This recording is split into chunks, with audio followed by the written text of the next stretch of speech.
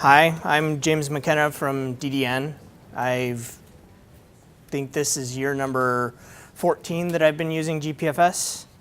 So I wanted to spend a little bit of time talking to y'all about using AFM with all-flash systems, not necessarily as a burst buffer specifically, but as a kind of transparent function getting to your data where it persists. So kind of like a burst buffer, but not characteristically to compete or compare against one. Burst buffers have advantages and disadvantages when compared to AFM specifically. Kind of making some assumptions.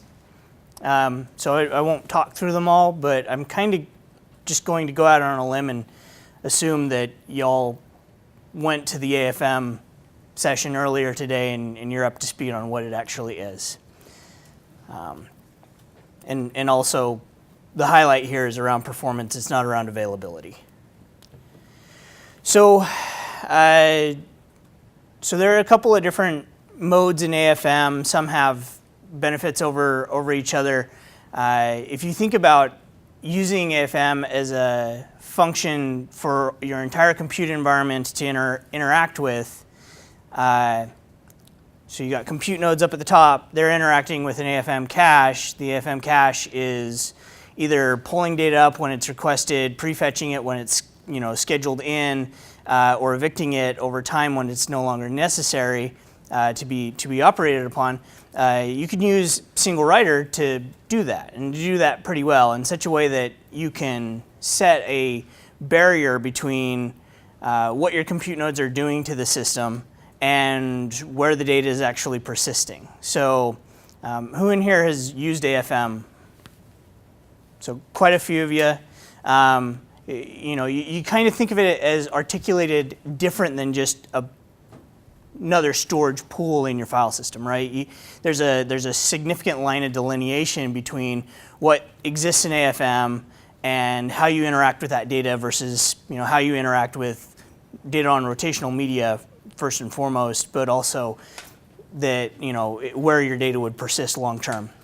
So you can kind of think of AFM as being almost like a cache as it is in the name, but actually being used that way. So many people cram tons of information on SSD that doesn't need to be there and have no way of LRUing it out other than deleting the data itself. A lot of people have talked about data management, for example, as a mechanism to keep data moving through the pipeline. AFM kind of transparently enables that.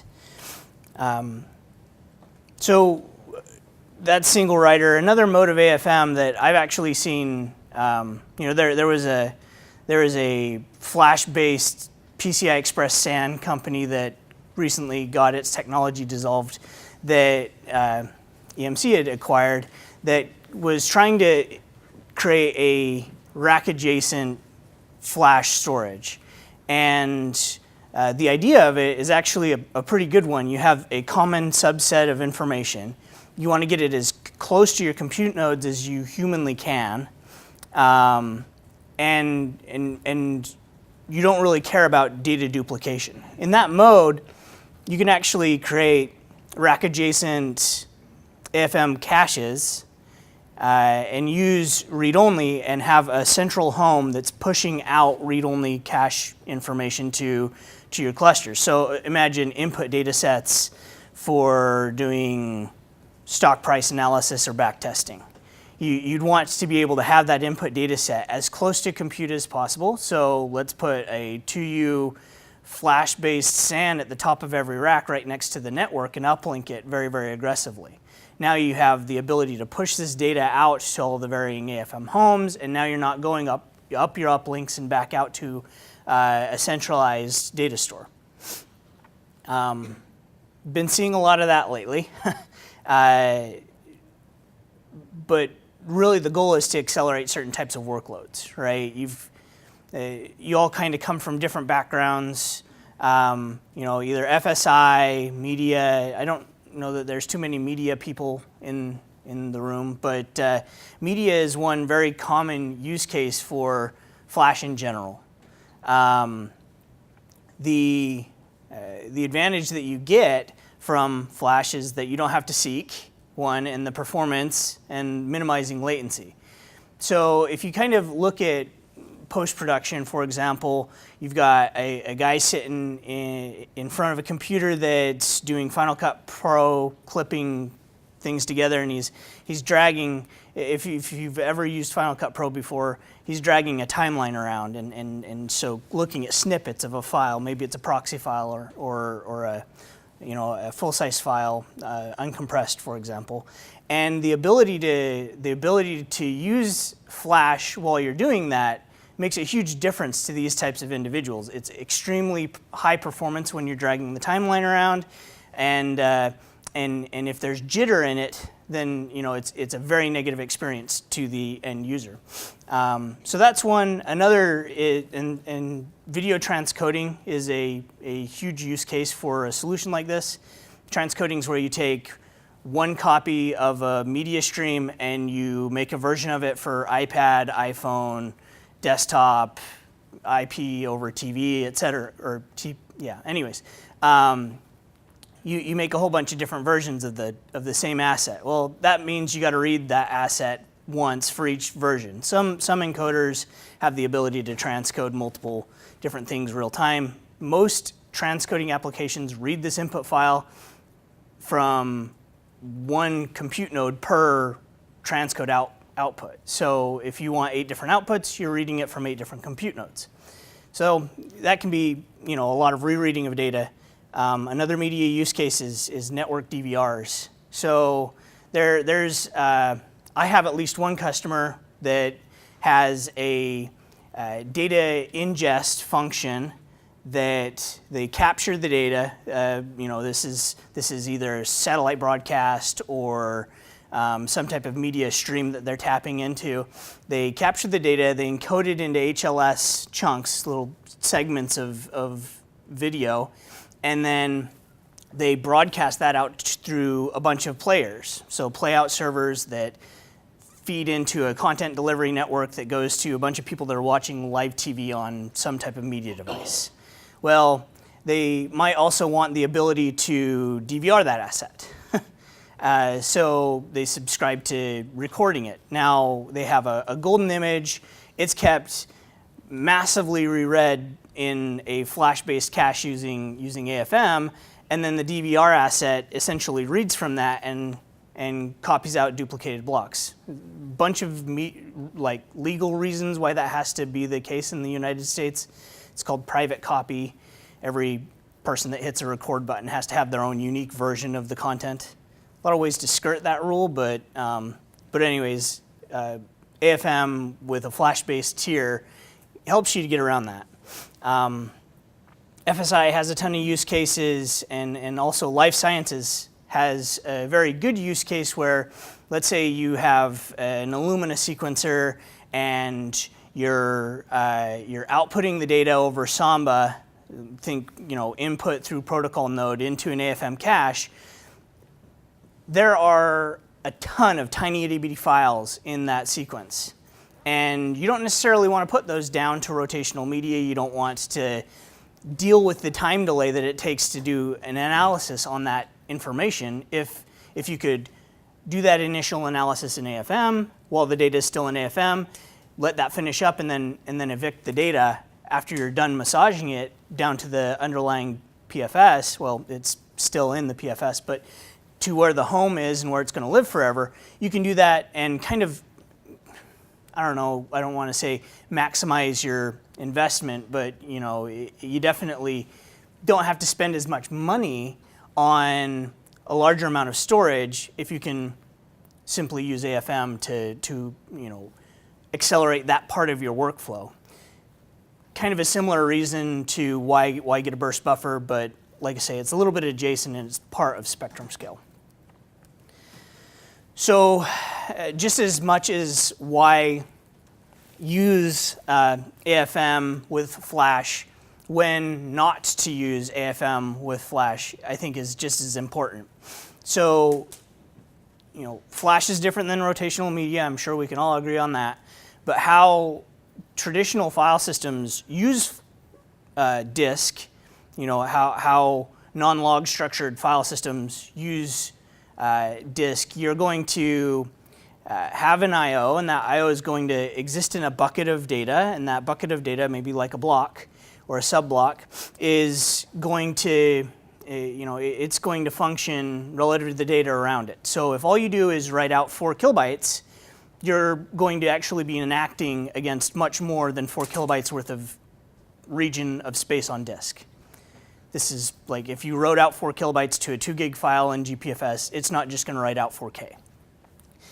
Those drives usually sit in some type of protected storage, RAID or GNR or something like that. They're going to exist within that. So you need to be very, very cognizant about write amplification and garbage collection.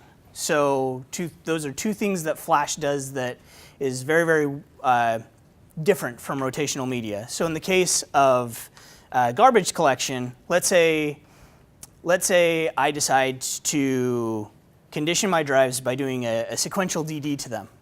And I fill them up, and I delete it, and I fill them up. Again, those are essentially conditioned drives for sequential I/O. Their garbage collector is not going to kick on as aggressively if you continue to do sequential I/O to them. Now, DD a sequential I/O to all the drives, fill them up, and then delete the data, and then go and do random I/O and do random writes. You're going to essentially trigger garbage collection on the flash media that is going to just decimate your performance. So being aware of that, not necessarily using an AFM cache generally or for general purposes that have different applications that interact with them is something you need to be very mindful of. And then, as I mentioned, write amplification, that's a good way to burn out your flash really fast by, enacting 4 kilobytes worth of data to a file, committing it, and having it impact a 128 kilobyte region of, flash, for example. Let's say you write, worst case, 4K or 1K every 128K in a file, and you stride that write out for the entire file. And you back into your math, I'm going to use a read-intensive drive, for example, and maybe it's 1 or 2 full disk writes per day over the course of 5 years, and that's its lifespan. And suddenly now, with that certain workload, you were able to kill your SSDs probably all at the same time, unfortunately, because they're all being impacted by the same stripe or the same striping. Be very cognizant of that as well, especially if you're going to use AFM as a tier in front of a larger pool of storage, even if it's flash or rotational. And then, of course, this last little segment, I guess, is where burst buffers can help. And I mentioned not to articulate this against a burst buffer, but there are some workloads that GPFS isn't necessarily bad at specifically, but small I/O and large file from a lot of parallel initiators is not necessarily something GPFS does phenomenally at. No PFSs really do phenomenal at that type of an I/O. So one solution to that is essentially to re-export GPFS out using protocol node and then limit the number of servers that you're interacting that I/O on. So for example, let's say I have a single shared 2 terabyte file, and I've got 2,000 clients that are going to be doing an interpretation of that file, reading in strided 32K IOs. That example, would not bode very well if all 1,000 or 2,000 of those clients were native GPFS clients. You'd be passing tokens around like crazy. and locking would just have you contending with yourself quite a bit.